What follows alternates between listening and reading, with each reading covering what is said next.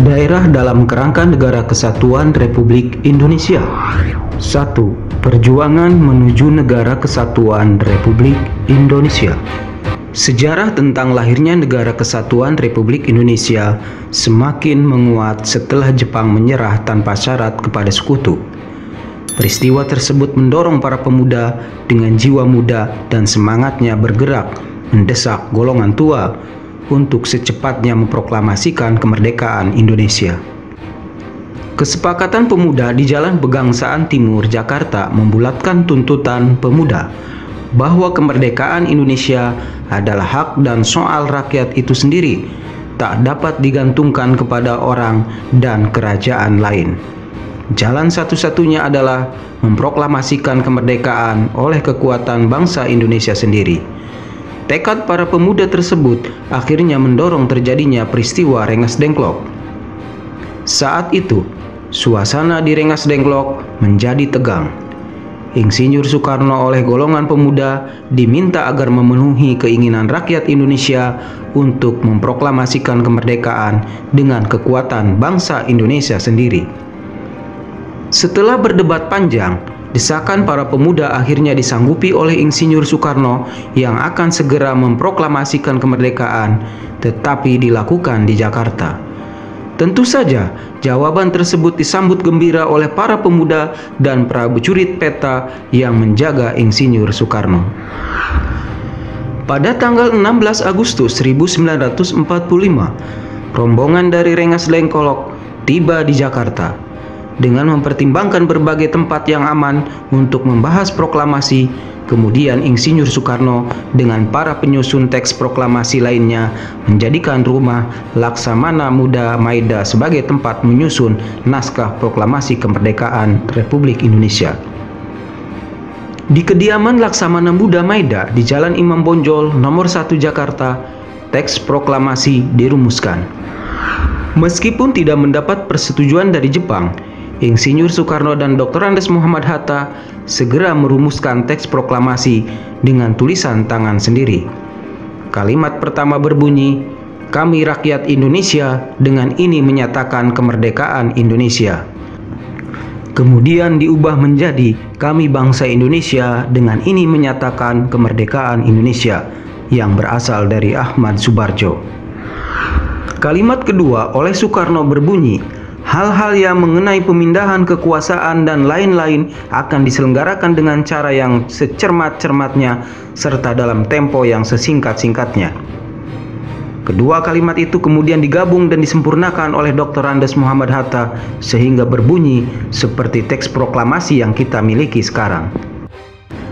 Selanjutnya, setelah diketik oleh Sayuti Melik, teks proklamasi ditandatangani oleh Insinyur Soekarno dan Dr. Andes Muhammad Hatta pada tanggal 17 Agustus 1945, hari Jumat pukul 10 waktu Indonesia Barat, di depan rumah Insinyur Soekarno, Jalan Pegangsaan Timur, nomor 56 Jakarta.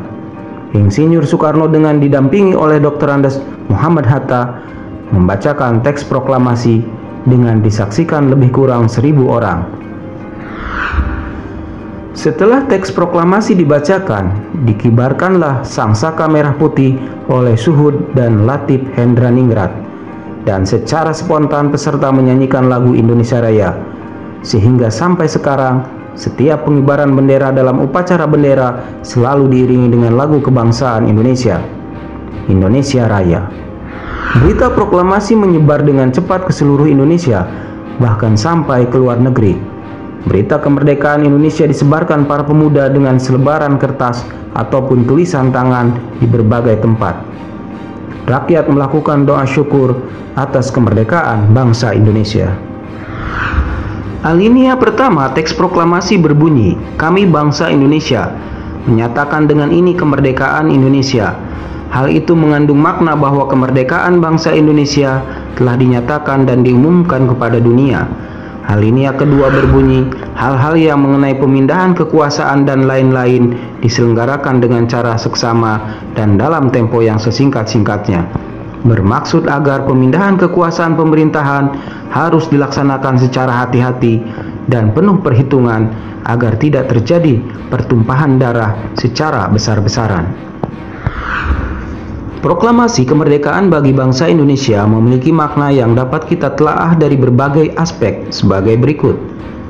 1. Aspek hukum. Proklamasi merupakan pernyataan keputusan politik tertinggi bangsa Indonesia untuk menghapuskan hukum kolonial dan diganti dengan hukum nasional, yaitu lahirnya Negara Kesatuan Republik Indonesia. 2. Aspek historis. Proklamasi merupakan titik akhir sejarah penjajahan di bumi Indonesia, sekaligus menjadi titik awal Indonesia sebagai negara yang merdeka, bebas dari penjajahan bangsa lain. 3. Aspek sosiologis.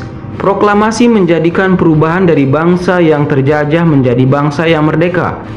Proklamasi memberikan rasa bebas dan merdeka dari belenggu penjajahan. 4. Aspek kultural.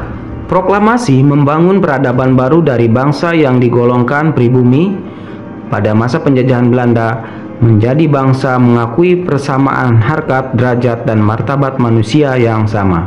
5. Aspek politis. Proklamasi menyatakan bahwa bangsa Indonesia sebagai bangsa yang berdaulat dan mempunyai kedudukan sejajar dengan bangsa-bangsa lain di dunia. 6. Aspek spiritual.